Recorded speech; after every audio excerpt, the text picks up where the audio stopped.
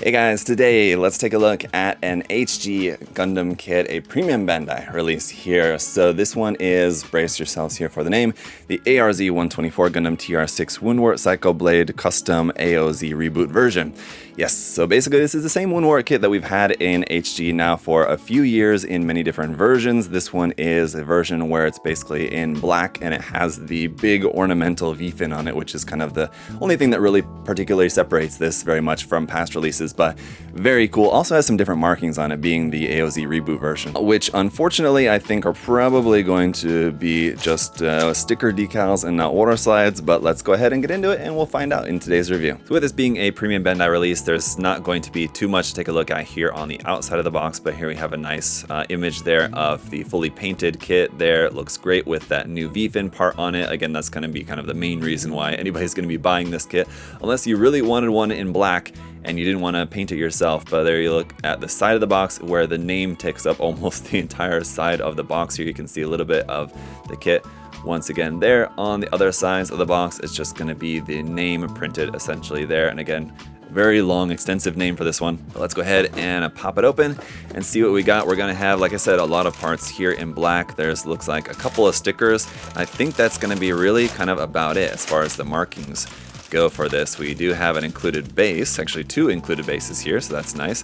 And it looks like the V-fin part is actually in a plated gold. I did not know that was going to be the case. No, it's not. It's in just molded gold. Okay, sorry, never mind. So let's just go ahead and first take a look at the instructions, and then we'll kind of get to everything else here. So instructions, as you can see, not in full color, unfortunately, but just the same black and white manual here. So it looks like you can choose whether you want to assemble this as the Psycho Blade Custom or just the regular Woundwort right here. So you just follow the instructions for that. We do have a parts list, and I believe we should have a color guide in here somewhere. Yep, there it is. So there's the color guide, there's the decal guide, as we really only have, like I said, I think there's only like 2 decals that you're going to be putting on this as far as what you have included for the sticker decals.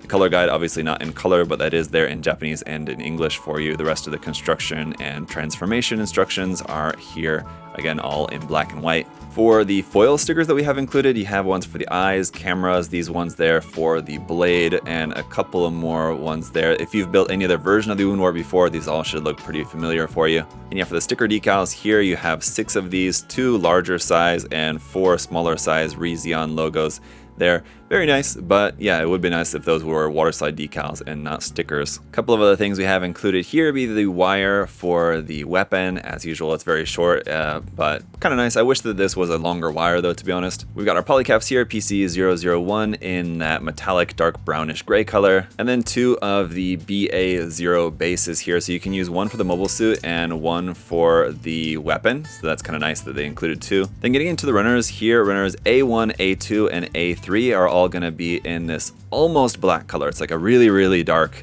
navy blue color, almost black essentially, but that's going to be your main color for the mobile suit. Runners B1, B2, and B3 are going to be all of our joint parts and everything for the kit, internal frame type of parts, detail parts, stuff like that. And this is in a slightly purplish gray color there, very advanced Zeta color. A couple of smaller runners here for C1 and C2, C1 being in that orangish yellow color and C2 being in off-white. Runner D is a couple parts here in red. Runner E1 is a couple more parts here in that really, really dark bluish black color. Runner E2 is a couple more joint parts. And skipping to runner F2 here is just a couple more parts there in off-white. But finally here, runner E3 is going to be the main star of the show in this molded gold, which I'll say it's molded gold, but it definitely looks like it could pass for like a pre-painted gold there. It looks really good. It actually looks better than I expected for this, so I'm very pleasantly surprised to see how good this part looks here for the V-fin. So that's really awesome. Of course, you're going to want to be really careful cutting that off the runner,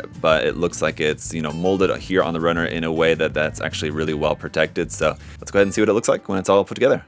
Alright guys, so here is the kit all built up. It's the same HG Woundwort that we've seen a number of times before, so the review portion of this video is going to be fairly short, as we really just kind of need to look and see how the kit looks in its new color scheme and how that new awesome headdress looks on it. And so it is really cool looking. Definitely, it's cool to see the Woundwort here in black. It's a really nice color scheme. I do really like the new Rezion color scheme for this. And I should say that there is actually a little bit more different than just the V-fin on this, as the head is a different mold. There's different parts parts for it, and I'll show you that here in a second. But basically all the articulation, the transformation, the stickers, and all that is pretty much unchanged from the previous versions. So let's go ahead and take a look at our included accessories here, and let's get into it. And as you guys can see there, that it is able to stand on its own by these sort of kickstands that fold out at the back of the leg. Those will just fold up into the back of the leg there like that. And as a reminder for you where all the stickers are on this kit, so right here on the front of the crotch, that's a sticker right there for the red and yellow little V. Up here on these parts that kind of go on the sides of the torso, that white part right there, it's a wraparound sticker for that part. You have a sticker for the head camera, sticker for the head camera on the back as well, and then sticker for the eyes up inside there. Going around on the back side on these green lights, sort of camera arrays there on the back side, you have 2 stickers right there. And there is also a sticker here on the back side of the torso, a kind of very odd one that wraps around this big white detail there on the back. It's kind of difficult to get it to fit to look exactly right. Fortunately, it's on the back of the torso and not really all that visible, so not really too bad there, I guess. Also got a couple of stickers here on the side of the leg, like these little cameras on those pop-out parts there on the side of the thigh. And then on its main weapon, which measures almost 23 centimeters in full length, so it's very long, you have a sticker there for the camera for this. And then for the long blade part, it's a black piece, and then like the lighter purplish gray color that you see on the top and bottom, that's 2 wraparound stickers there for the blade section of that as well.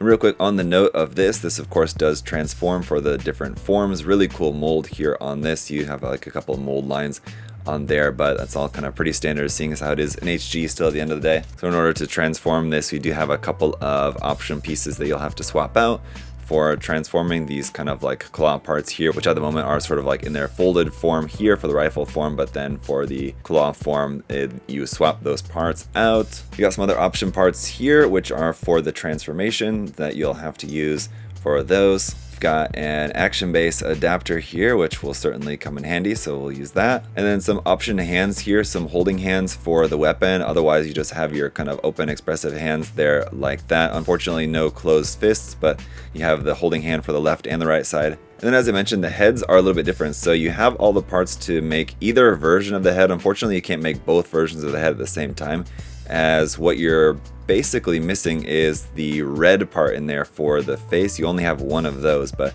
if we take a look here at the side of the head, maybe you guys can kind of see the difference there. So between the two, you can see how there's a little bit difference in kind of the detail and the shape of the head, how obviously this one has like the holes on the side there for the V-fins, which normally are kind of like poking out the side of the head rather than the front.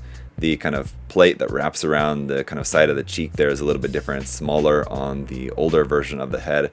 And so you have that, and you also have like the face mask part here, but like I said, what you're missing is the red part that goes inside. You do also have stickers though for this version of the head, so the instructions show you both versions and you can build it as either one way or the other. But obviously I wanted to build this as the Psycho Blade custom version, so let's just go ahead and take a close-up look here at that V-fin part.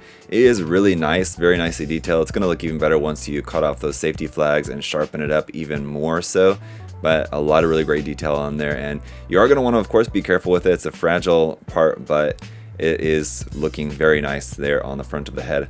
And the only other difference in assembly as far as form, so you can choose which form of the head you want to build, but there's also a difference in the legs, and that's basically going to give you 2 different options. So building this as the Psycho Blade custom here, you're going to build it in a way that it uses a different part for the legs, which is optimized for combination with other products sold separately. So if you wanted to make this, combining it with the different legs from different kits. So for example, here it's showing you how you could use the Advanced Zeta Barzam kit, folding up the arms and using this part here to connect the arms of the Barzam, and then folding up the legs and connecting the legs to the Barzam to change the form of this using parts from that particular kit if you have that one. To make different versions of the TR-6, you can use those parts, or using other parts just to make it as the regular Black Hares Rezion specification version.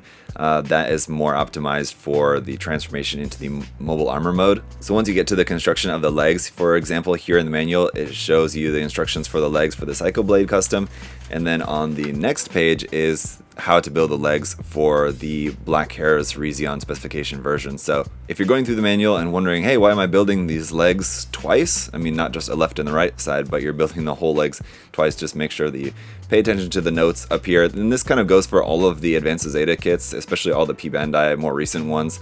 Just make sure you check in the manual, read what you're supposed to be building, because they can be kind of confusing between different variations that you can make with the kits. Other than that, guys, like I said, not too much else to go over here with this one. If you wanted to see the full coverage of like the transformation, the articulation, all that, you can check out my previous review of the Woundwort. Like I said, I think this is probably, I don't know, the third or fourth, it's got to be a different version of the Woundwort that I'm reviewing. So really what you're getting with this one is just going to be that black color scheme and that very cool new V-fin there, the cycle blade for this. That's going to be kind of the main reason why I got it, and why I would assume a lot of you guys are going to be getting this as well. So as far as that aspect of this kit, the new color scheme looks awesome, that new V-fin looks awesome. So for me, definitely worth picking up another Woundwort kit for that particular reason.